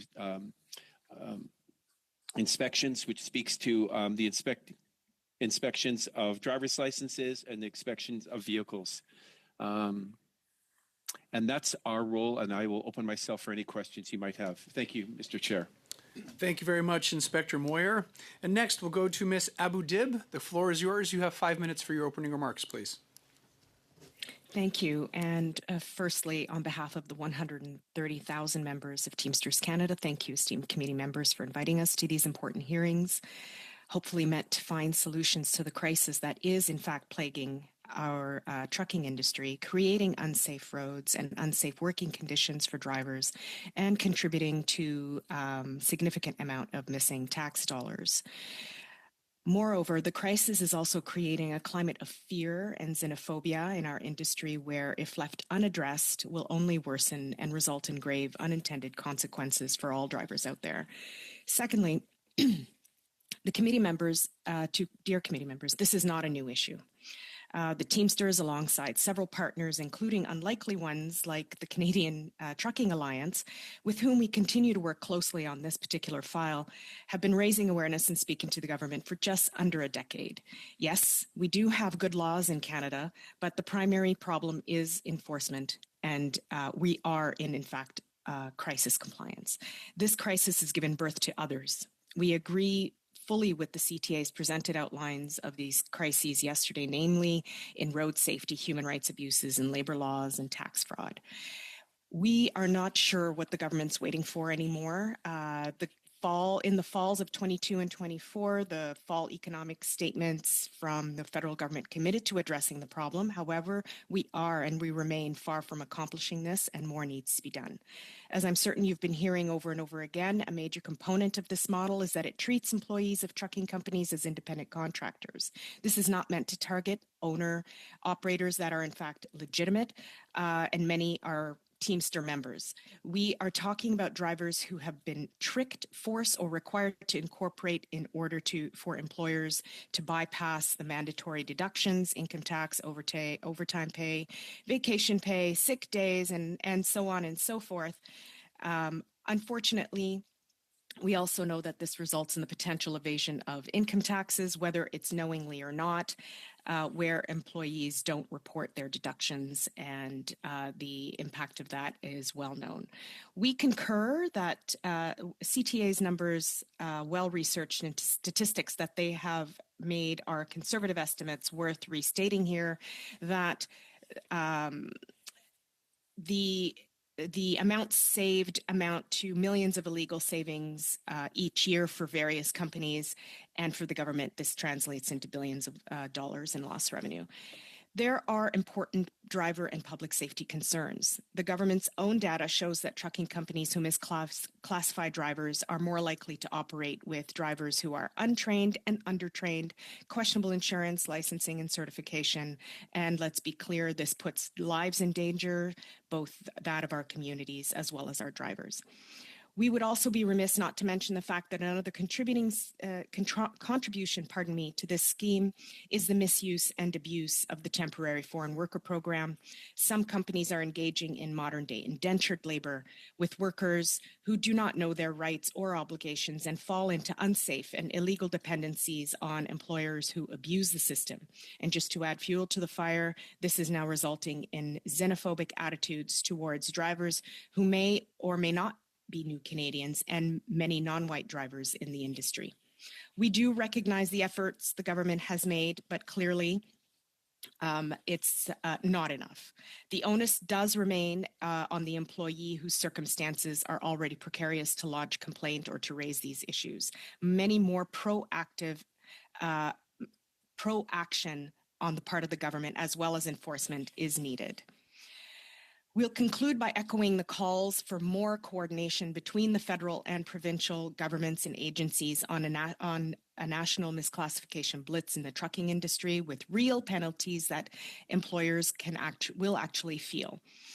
Much more resources are required in order to increase deployment of various government agencies to truck inspection stations and along the roads across this country.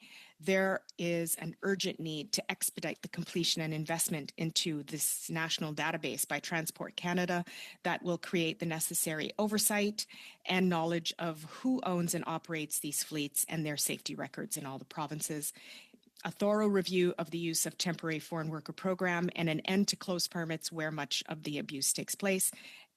And thank you very much for your time. Thank you very much, Ms. Abou-Dib. Now we'll begin our line of questioning today with Mr. Lewis. Mr. Lewis, the floor is yours. You have 6 minutes, please. Thank you, Mr. Chair. Thank you to all the witnesses, of course, for this morning's testimony. I certainly appreciate it. Ms. Abou-Dib, so down in the Essex-Windsor area, we have Teamsters Local 879. I'm sure you're aware of them. Excellent folks. What type of commodities do they pull? Which companies do they pull for? That I will not be able to tell you what the companies are. I will tell you that the freight that is pulled in Southern Ontario varies. It is actually quite diverse and pretty much pulls from all, whether it's the including the very heavy to the freight that we were discussing this morning, I think, with the general freight, the refrigerated freight, which I agree, concur that if you're going to be doing inspections, you should definitely focus on the companies in those areas. We also work in the ports in Southern Ontario, so good to know. Okay, thank you. And what about in the auto industry? We do work with various companies that move automobiles from one place to another, as well as parts. Okay, thank you. It's just the reason I bring that up. So we know there's about 150 jobs being lost at Stellantis. We got 700 jobs out of Oshawa at General Motors have been now lost, and 900 out of the Cami plant in Ingersoll. So it's very concerning. You had mentioned not a new issue, and it's just under a decade that you've been dealing with this, which is 10 years, quite frankly, with the Liberals at the helm. And that's ironically what the CTA president said yesterday. Can you expand on to me, please? Because you at the very end of your testimony, you talked about the TFW program, and that employees don't know the rights. Can you expand on that, please, and how the immigration side of this file is certainly hurting your members? For sure. So, first of all, on the decade, it's been I think since about 2018 that this phenomena has been officially raised, but it has been it has been going on. You know, this is not for longer than a decade. I think since 2018 we started to realize that this is actually something that's going to surface in ways that that are extremely dangerous. I know, and just to be fair, the government in 2021 began to take various actions. Why I'm saying this is a new thing and more needs to be done is, again, because it's been since at least 2021 that the government has been engaging in various actions. I can tell you what they are, but I'll go to the temporary foreign worker program just for the sake of time. Thank you for that. Yeah, the temporary foreign worker program, I think there's a lot I can tell you that could be very wrong with the program in terms of the way that it is used and abused. But for the purpose of the truck drivers, one of the major problems is that a lot of carriers are sponsoring workers from other countries to come drive and then requiring them to incorporate. That, first and foremost, should not happen. Someone who is coming from another country should not, in fact, be in a position where they suddenly own their own company. The second thing, for whatever reason, any reason, the second problem is the closed permits. It's even a more important problem, is that these companies end up completely controlling the fate of this worker. This one company controls it, and the worker can no longer move from one company to another. Gotcha. Sorry, I apologize to cut you off. My time is limited. Yeah, sure. Because I do want to ask you one more question, please, which I think is incredibly important. On Tuesday, the president of CTA gave his testimony, and he said it's 103.5 hours training under MELT. Training, and that's what the government mandates. He had mentioned that CTA does a minimum of 200 hours. Can I ask you, your members, who do they train with or under, and how many hours in the classroom? How many hours in the cab with the trainer would they have to spend? The training, it varies, but again, on average, the training work is falls in line with the Canadian Trucking Alliance numbers that you have, the hours that you have. That would be most of our members as well. Thank you so very much. I appreciate it. No problem. Thank you, Mr. Lewis. Prochainement, nous avons M. Lauzon. À vous la parole, 6 minutes, s'il vous Now plaît. we have Mr. Lauzon for 6 minutes. Thank you, Mr. Chairman. I'd like, first of all, to thank the witnesses for being here. I'll start with you, Mr. Dagnon. Very pleased to have you here today. Thank you for your testimony. You shared your recommendations with us, but all of the witnesses today and a couple of days ago talked about fraud and illegal activity, and you have clearly shown the few options that you have when faced with the interpretation of the existing legislation. Could you speak to us a bit about how you deal with this and how far you can go with someone is potentially an illegal driver?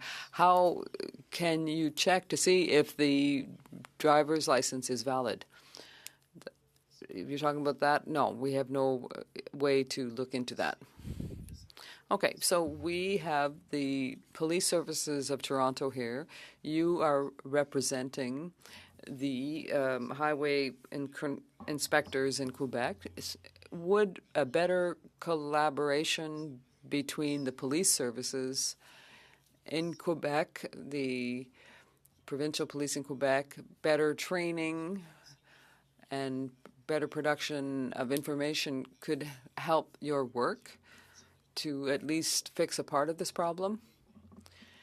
Answer, yes, it could help. But once a person has a valid driver's license, if we intercept them, we'll check on everything else. But it's the rest that is much more problematic.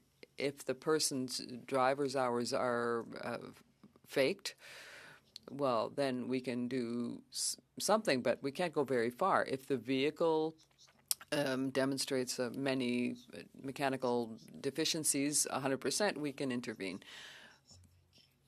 There are certain niches that exist. If I'm in front of this vehicle, I also have people who do investigations on companies, but the ones who investigate the companies hit the wall very quickly.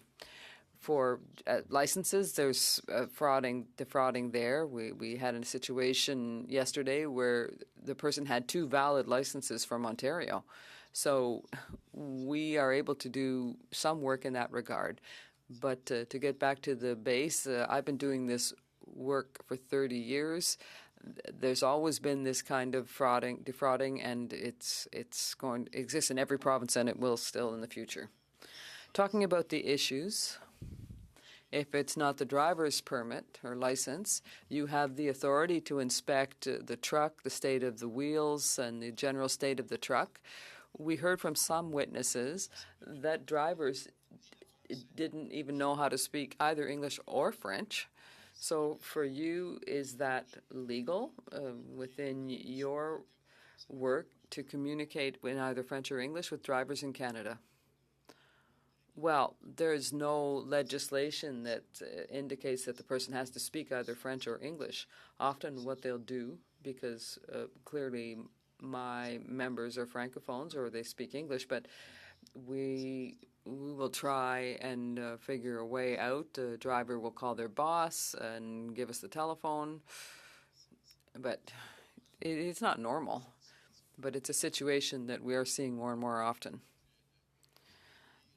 Therefore, the fact that you drive, reading information panels on the road, that's a problem? Yes. So for the edification of the committee and for all of the witnesses, whether we're Liberals or Conservatives or Bloc members, we all care about this situation. Our government has taken some certain steps, and we did indeed legislate so that we'd be able to have better communication between the Canada Revenue Agency and the CTA so that they could have parallel information. So I think the key here is communication between the federal government, the provinces, the police services, and the highway patrollers. But what recommendation can you make to us as the federal government so that we can really act quickly and have recommendations in our report that will really help you? Very quickly, it's to make amendments to the federal regulations on the hours of work for drivers. Currently, if I give you a tangible example, we can we can say that this driver has exceeded their hours and that they have to stop, that the driver can't drive for X number of hours until it's okay. There's no putting somebody out of service, and therefore it's the companies that defraud on this account. You'd have to get to a highway patrol spot in Quebec, and you're all invited to do so. But you'll see the electronic record book. The name of the driver that appears is put in there by the company. So if they decide to put another name in, or anything else, that's finished. We can't hand out any penalties. We can't retain the vehicle because the company did that. We can give them a warning, but that's it. Thank you very much, Mr. Lauzon. And now we have Mr. Barsalou-Duval. You have 6 minutes. You have the floor. Thank you very much, Mr. Chairman. I will continue with Mr. Daigneault. We were talking about this electronic control document. The federal government is responsible for how that works. If I understand correctly, you're saying that when companies make changes, you have no idea, they cannot determine why? Well, it's an electronic system, so it's a computer, and when we intercept the vehicle, well, the driver will give us, or the company will give us what they want to give us. It's an email, so you have to understand. It's not instant. We intercept the truck. The driver or witness will talk about the number of hours they've driven. They send an email, and it can take up to 30 minutes before we get the damned email. So there is the option, the possibility for the companies to change the number of hours that they're going to send to us. And do you have access to the changes that are made? No.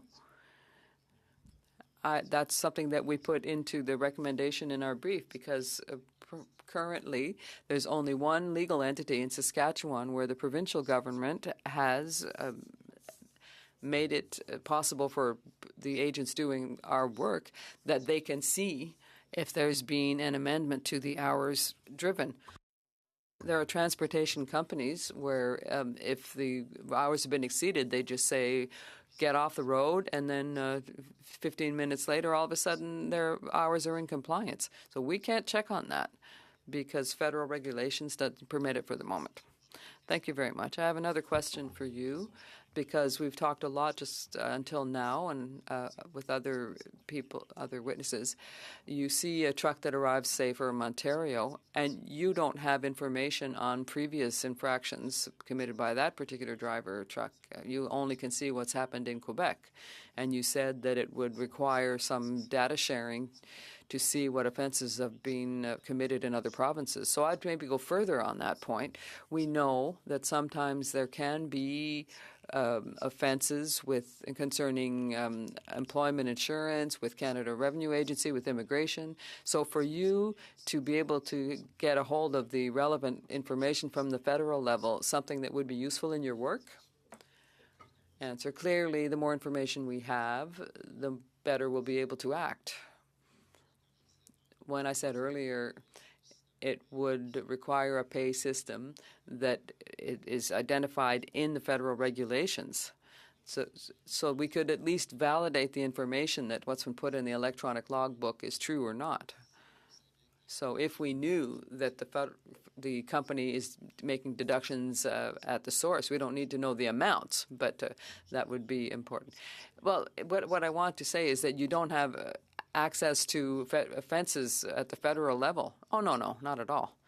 In Quebec, we're well served. I can find out if there was an offense in Montreal in real time. But as soon as we are beyond the province, that's over. I'd like to move to Ms. Aboudib. You spoke earlier a bit in your opening comments about the issue of a certain kind of xenophobia that's beginning to be seen on the ground. How can you explain that? Is it because it comes from, in particular, from this exploitation of employees coming from certain specific communities? Yes, indeed. Currently, we see a certain community that is represented in the industry and in the sector, the trucking sector, that is targeted by some companies who are hiring truckers from that particular community, whether it's legal or not. But we've seen a few accidents happen on the highways that were clearly involving drivers from a certain community, which means that there have been generalizations and a backlash against that particular community. So, well, do you think that government inaction as far as fraud is concerned has had an amplifying effect on that? Which is to say, if you generalize and say that I think what you're talking about is the Indian community, particularly in the Brampton area, has been targeted. So do you think if the government lets things go that it's going to get worse? Absolutely. It's going to amplify if we don't discuss it, if we don't take steps to do something, yes. And I would add that we know there are a certain number of people in this community who have temporary status in terms of immigration, and often that concerns people who are less aware of our legislation here. So that is why it's really a terrible idea to have these people incorporate. Do you think if we outlaw that it would be a good measure? Yes, absolutely. That measure would ensure that those workers would be protected. Thank you very much, Ms. Aboudib. Now we have Mr. Groslot. You have the floor. 5 minutes, please. Thank you, Mr. Chairman, and thank you to all the witnesses. Before we start, I'd like to remind my colleagues on the Liberal side for the second time this morning that they aren't assuming responsibility for what happened in 2011. The situation in the world has evolved, and in Canada it has as well. But the Driver Inc. Problem has gotten much worse in the last 5 to 10 years, and you've done nothing. The specialists are talking about the T4As. You don't want to talk about it, and you don't want to fix that problem. It's simple. You have to reinstate that. Thank you. Mr. Daigneault, good morning. Thank you for being here. You are the president of the Fraternité in Quebec. I think it's a priority for everyone here, this study. How do you judge the situation on the highways in Quebec? Well, it is getting worse because the phenomenon of Drivers Inc. is not the only problem, but it's a huge part of the problem. Because in our brief on page 6, we talked about a check. The driver, we talked about a driver that was driving it, who had a $2,555 paycheck for 2 weeks. Out of that, he has to pay for the rental of the truck because he doesn't own it, for the gas and everything else. And after that, he has to pay his taxes. And so it's peanuts, as I said. I'm making a connection with that because in order to do this, you have to have a vehicle that is pretty much older than what respectable trucking companies have. Well, an older truck needs more maintenance. They're not able to do that. And now we find ourselves with dangerous vehicles on the road. Every day we intercept vehicles and we put a ban on driving them, so they're towed away or they have to be repaired on the spot. And when I say that, it's not because there's a turning signal that's not working. It's because the braking system isn't working properly. The steering system isn't working properly. The tires are worn out. So, these are things that we never saw 10, 15 years ago. It's really terrible. And unfortunately, even for those that were able to intercept, there are people who die with all of this happening. You're saying that Driver Inc. has gotten worse over the last few years. How many years would you say? Well, I've often worked in the command center, which is the junction, if you will, between Ontario and Quebec on Highway 20. And I'd say that for the last 10 years, every year, it has gotten worse. You were saying earlier that insurance papers are changed between trucks. Can you speak more about that? Well, first of all, for us as citizens, we have a car, and we'll call the insurance company, and they give us a piece of paper, and you put it in your car, and you don't think about it after. But let's say it costs $1,000 or $2,000 to insure your car, but when you get to heavy transport, we're talking about tens of thousands of dollars in insurance costs. So they have a piece of paper. It's the same one that you have in your car. But is it good or not good? We don't know. Because you can fake one, and you can take insurance with a company and cancel it a week later. So you have a piece of paper that says it's valid, but is it still? We don't know. We can't count on that. So you can't validate whether it is good or not. No. So if you call an insurance company, maybe 25% will give you the thing that they'll tell us. But otherwise, you have to go to court, and that takes time. And the Crown sometimes doesn't want to deal with it because it's not clear enough. So we need to have clear evidence. So what are the clear solutions? What can the committee do to help this situation in Canada? Well, clearly in our brief, we really work on highway safety at the basis, and if those hours for the drivers were more heavily regulated, I think if that was done, it would send a very clear message. Thank you very much, Mr. Groslo. Now, we've 5 minutes, please. Thank you, Mr. Chair. Merci beaucoup, Monsieur Daigneault. Thank you very much, Mr. Daigneault. Inspector Moyer and Ms. Aboudib. And a particular thanks for keeping our roads safe. It's a really critical piece of making sure that we can all feel safe in our communities. I appreciate that, particularly in Toronto, where I represent the riding of Spadina Harbourfront. Inspector Moyer, I wanted to ask, all three of you have touched a little bit on the idea of a national database. I know that work is in play, and that provinces have their own databases. I asked her a bit earlier about where we could see a stronger federal role, what kind of elements would be useful in a database there. Would this be a helpful enforcement tool, Monsieur Daigneault, to have a database that had those data sets, maybe not off Excel spreadsheets, but into something a bit more modernized? Could you speak to that as an opportunity for a resource and a tool for the sector? C'est qui le premier?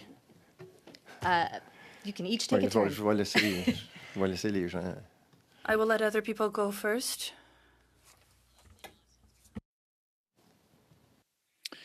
Thank you. I appreciate your question. I'm just going to tell you that there's not a lot of conversation at the municipal level about that, so I have to be frank and upfront about that. And particularly at our level, the only issues that we have about that with the collection of that data is, which has become even more prevalent in the policing world, is the privacy issue, and so and the sharing of information. So I do not have intimate knowledge of a national database there. It's an impact on policing in Toronto. So I will defer to the other speakers if you don't mind.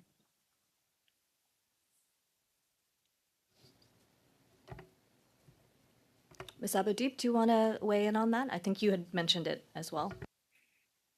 Yeah, we do support, what we support is the ability for the federal government to communicate and coordinate and work with the provinces. I think this is an example, like whether it's on misclassification. I think information needs to be shared, absolutely taking into consideration privacy issues, but information does need to be shared in order for each of the jurisdictions to actually play their role and to play it effectively. So whether it's through the various statistics that, even if it's various statistics on the companies that would allow, if there's a red flag that comes up, in the federal jurisdiction, or whether it's in the provincial jurisdiction, that flag be visible to the provinces or the federal jurisdiction in various inspections or while they're playing their roles.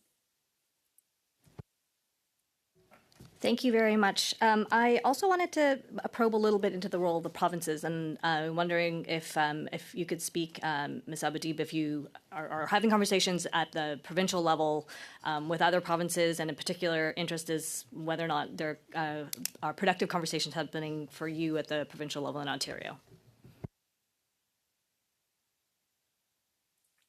Yeah, I would say, especially in Ontario, the discussions have been somewhat productive. But again,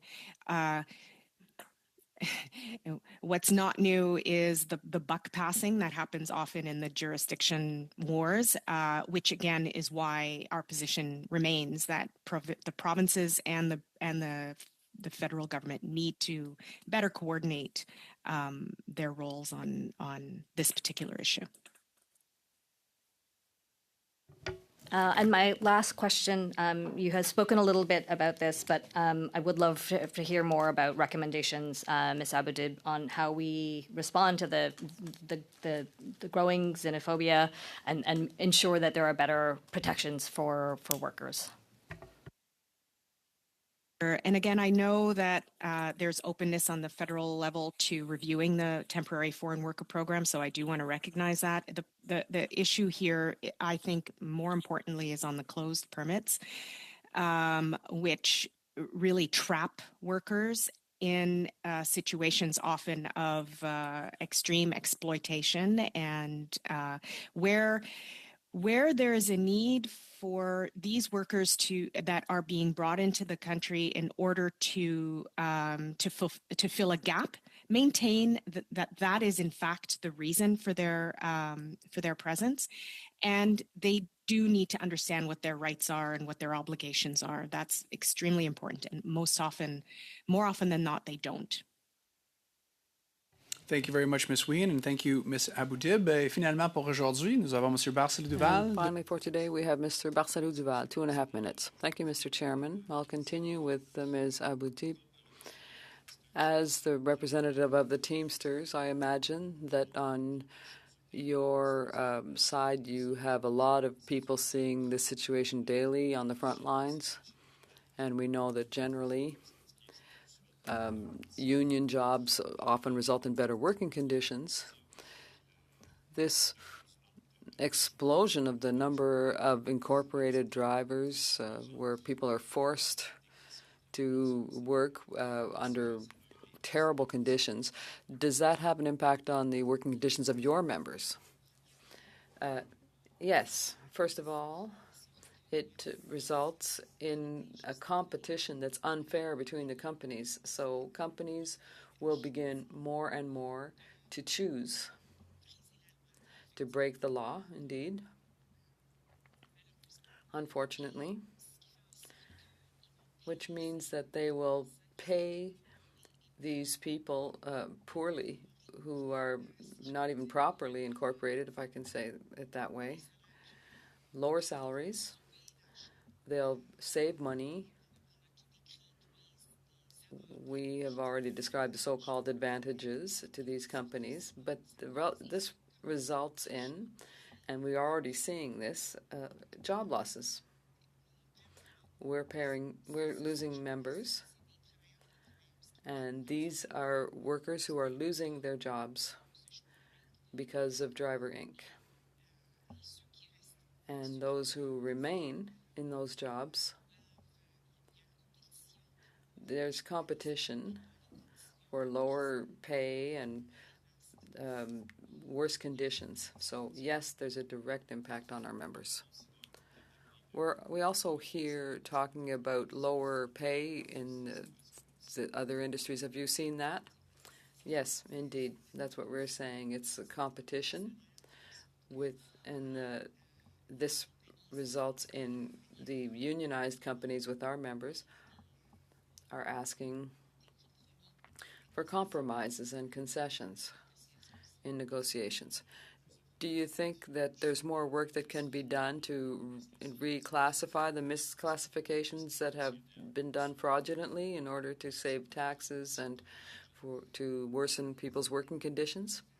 Yes, absolutely. The recommendations that you have heard all week are very positive recommendations that will result in companies who are participating in this kind of action will have to stop. Thank you very much. Thank you. Thank you, Mr. Barcelo-Duval. Yes, please. Thank you. Inspector Moyen, Moyer, the federal government's neglect of enforcement doesn't just hurt workers, it puts communities at risk. In cities like Toronto and along the rural routes in Haldeman, Norfolk, where I live, we're seeing growing concerns about fatigue, accountability, and road safety. From your frontline perspective, how serious is this problem, and do you see the consequence of Ottawa's inaction showing up on our roads?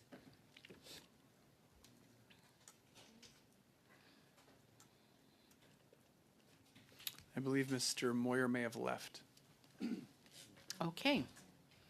Well, I will then turn my question to... It looks like Mr. Dagneau would like to answer that, Dr. Lewis. Oh, wonderful. Yes. Pour les heures de conduite. For hours driving, we see the impact. There are many drivers under Driver Inc. whose hours have been way over. There's recently was an accident in the Montreal region, and the driver had driven for 57 hours and hadn't had rest. And then the next week, 27 hours consecutive driving, whereas the regulations provide for 13, 14 hours. Why?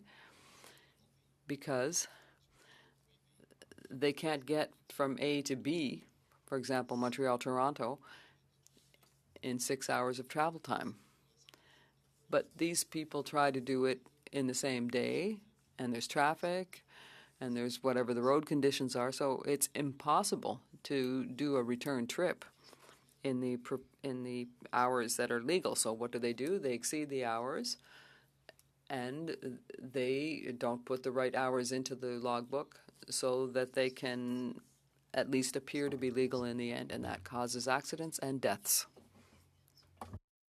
My next question is for Ms. Abu-Dib. We've heard a testimony today that misclassifying drivers isn't just unfair, it is unsafe. Yet, despite years of warning, the federal government has stood by while unsafe and illegal employment schemes take root. Trucking now accounts for 85% of the confirmed labor code violations. Yet, there's been no meaningful enforcement, and the lack of enforcement is putting Canadians at risk on the road. From your perspective, what does the ongoing neglect reveal? Has Ottawa failed more by refusing to enforce existing laws or by ignoring the need to modernize these laws to deal with today's misclassification practices? I think the government has taken some action, and we should be fair with respect to the fact that they are looking at and turning their attention and in fact have invested money in trying to engage in enforcing the law. The problem is that it isn't enough, and more needs to happen, including what we've been talking about. It isn't just money; it's also investment in the coordination with the provinces that's required. Some of the more coordination between the various departments. What's happening right now with these companies is that they're being allowed to make demands on drivers that they would absolutely not, it would not fly with legitimate drivers or drivers that are properly classified as employees.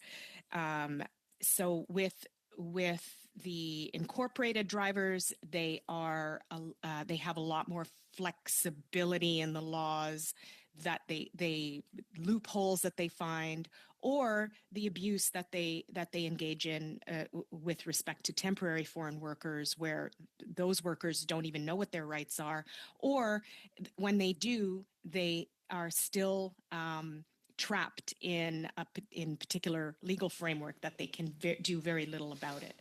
So the action that the government needs to take is multi-pronged, and it needs to be coordinated.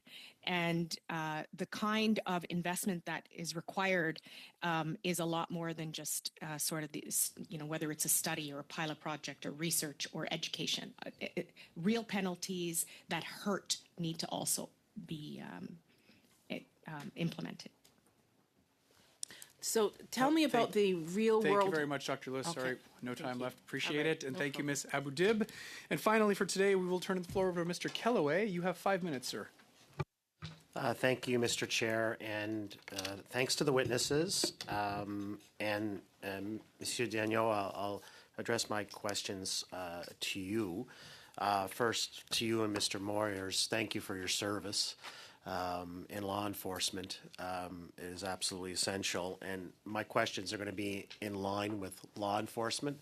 So I'm wondering, is there any collaboration with traffic services that fall under you and some of the commercial training schools in terms of promoting safety practices, things of that nature? Is that something that happens, or is that something that doesn't happen at the moment? Il n'y a pas vraiment de... There's not really any collaboration with the driving schools. For us in Quebec, police forces are independent, and so these are silos. I've seen driver schools with 5 passengers following, sitting in a row and following the course. But we enforce what's on the road, but what happens in the schools is something else. The other question is one that I wasn't going to ask because being raised in my family, my father was in charge of mine rescue, so essentially he was a first responder and saw quite a lot, probably too much underground and accidents and things of that nature. And of course, I think the same could be said for law enforcement. So I'm wondering, if it's okay with you, can you expand on what you see in terms of the ramifications to your own staff in terms of traffic stops or any potential accidents that happen or may happen when you have people that are poorly trained driving large vehicles or misclassified or a combination thereof? We talk here about, and rightly so, the importance to the truck drivers across Canada in terms of safety and the people that are on the highways. But I'm wondering if we can speak just a little bit about your experiences, sir, in terms of how this impacts you and your men and your women on the force. Personnellement, Personally, I've been called to fatal accidents and to do investigations with using the specializations that we have. So sometimes it's an issue of hours of driving, dangerous materials, the state of the mechanical state of the truck, and sometimes it's an error of attention. But most recently, what we see is the driving hours are more and more crazy. So it's unfortunate because it's avoidable insofar as the company that supports the driver will say, should say, you can't go beyond those hours. But we're not there. And so it's unfortunate because the deaths that are the consequences or the injuries that are the consequences of that, people might not die from their injuries, but many people can be hurt. And I think that it could easily, how can I put it, be made accessible with certain amendments. It would send a message, you understand? It's not because the law changes that everything will be solved in one fell swoop, but it will send a clear message that the government considers this to be important. And therefore, the danger for the companies, because as I was saying earlier, the regulation really targets the drivers primarily. We have very little control over the companies. So if they are targeted, there'll be changes in behavior and our highways will become safer. In terms of next questions, Ms. Abudib, we talked about recommendations. You put forward, greater coordination stands out for me. I'm wondering if you can take this time to perhaps provide us, if you haven't already, some other recommendations that may tie into coordination, and in terms of greater collaboration between the provinces and the federal side of things. Clearly, this is not a challenge that only one entity can take on. there has to be collaboration. So I'm wondering if you could highlight very quickly anything that you may not have mentioned to date. Actually, one thing did come to mind that I didn't mention in the presentation, and that was around the training. We did talk about number of hours that truck drivers should be engaging in, or that our members do, and members of the CTA was talking, the carriers of the CTA, as you heard. The other point that is a provincial and federal point of contention is around apprenticeships and training, and where truck driving should in fact be seen as in the same way that Red Seal trades are seen. If that were the case, that would also help solve a lot of the problems with respect to the recognition of the value of this work and the importance of this work, both at the provincial and the federal level. And that needs to happen together. Thank you very much, Mr. Kellaway. And to our witnesses, on behalf of all members, I want to thank you for your time and your testimony today and for contributing to this very important study. We wish you safe travels home for those of you that are traveling. With that, colleagues, this meeting is adjourned. We look forward to resuming after the break on Tuesday, the 21st. This meeting is adjourned.